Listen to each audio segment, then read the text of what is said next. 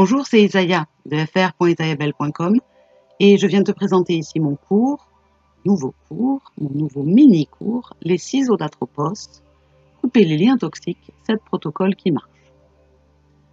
Dans la mythologie grecque, les moires sont 3 divinités du destin. Cloto, la fileuse, Lachésis, la réparatrice, et Atropos, l'inflexible. Elles deviendront les parques dans la mythologie romaine. Atropos est la plus âgée des 3, celle qui représente le passé, ce passé dont nous devons nous détacher pour vivre l'instant présent. C'était Atropos qui mettait fin à la vie des mortels en coupant leurs fils dans la tapisserie céleste. C'est à son inflexibilité que je te propose aujourd'hui de faire appel pour couper les liens toxiques qui te relient à des personnes ou des situations énergétiquement négatives. Tout au long de notre vie, nous sommes amenés à rencontrer des personnes qui nous fragilisent, à gérer des relations qui nous perturbent ou à vivre des situations difficiles. Tout cela peut laisser en nous un goût amer qui s'incruste comme un poison. Malgré tous nos efforts pour oublier, pardonner, avancer, il semble souvent difficile de s'en débarrasser. Il existe pourtant des méthodes simples et efficaces pour couper ces liens toxiques. Nous sommes tous des êtres spirituels. À chaque seconde, et même la nuit, nous partageons notre énergie avec le monde qui nous entoure, que ce soit avec des humains, des animaux ou encore avec la nature environnante. Il peut alors arriver que des liens énergétiques restent connectés à certaines personnes et nous empêchent d'évoluer librement. D'une manière générale, ces connexions apparaissent naturellement et nous sont bénéfiques, avec nos amis, notre famille et nos enfants par exemple. Ils sont dans ce cas vecteurs de partage, de respect, de confiance et d'amour. Cependant, du fait que nous soyons constamment en mouvement et en évolution, du fait de certaines personnes toxiques également, il peut arriver que ces liens ne nous bénéficient pas ou plus et constituent un poids. Il devient alors important de les couper afin d'avancer librement et ce pour les 2 parties concernées. Un lien énergétique se crée par l'intermédiaire des pensées et des émotions. Le niveau de proximité physique de la relation importe peu, l'énergie n'étant pas limitée par le temps, mais si la relation évolue vers une plus grande proximité physique, le lien se verra alors renforcé.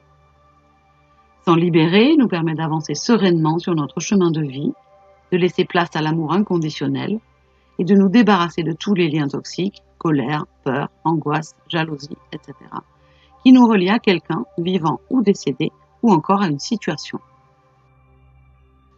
Une citation de Doreen Virtue.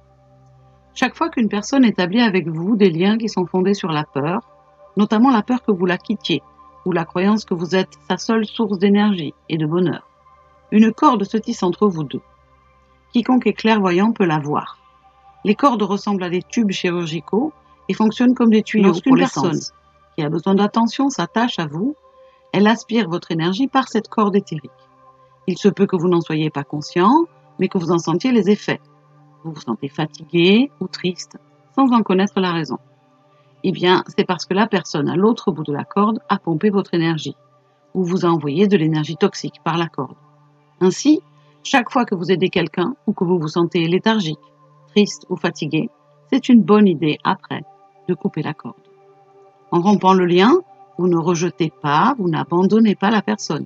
Vous n'en divorcez pas non plus. Vous sélectionnez simplement la partie non fonctionnelle, craintive et dépendante de la relation. La partie aimante reste attachée à la relation. Doreen Virtue, dans son livre « Être à l'écoute de vos anges ». Je précise qu'il ne s'agit pas de couper le contact ou la relation avec les personnes, mais bien de séparer les liens toxiques, de trancher les attaches qui entravent notre développement et notre bonheur. De couper les liens d'attachement, conscients ou non, qui te relient d'une manière toxique, tout en conservant les liens d'amour. Sans crainte, utiliser ces techniques avec les personnes que tu aimes.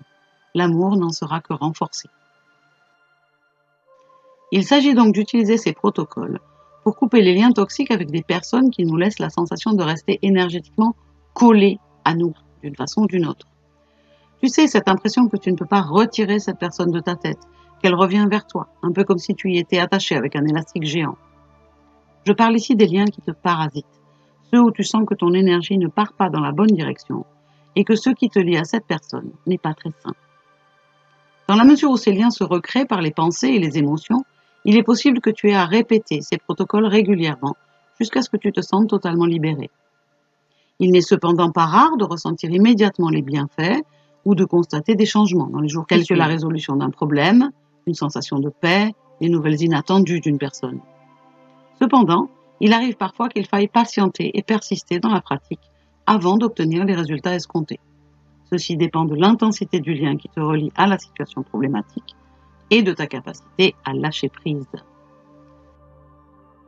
Dès lors que tu as réalisé ces exercices, il est nécessaire de laisser les choses se faire, en remettant tes soucis ou la relation en question entre les mains de l'univers. Comment faire alors? Je te propose 7 techniques rapides et efficaces pour t'en détacher.